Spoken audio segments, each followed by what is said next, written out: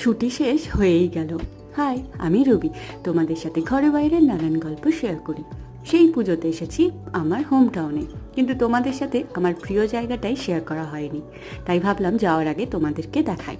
এটা হলো আমার বাড়ির বাগান, যেখানে বেশি কিছু না থাকলেও অনেক কিছু আছে। যখন আমি বাড়িতে থাকতাম অনেক গাছ নিজে হাতে লাগাতাম, কিন্তু এখন আর সেটা হয় না। তবে আমার দিদা অনেক গাছ লাগিয়েছে। এই যে দেখতে পাচ্ছ কি সুন্দর লঙ্কা, তার সাথে আরও রয়েছে ফুলের গাছ।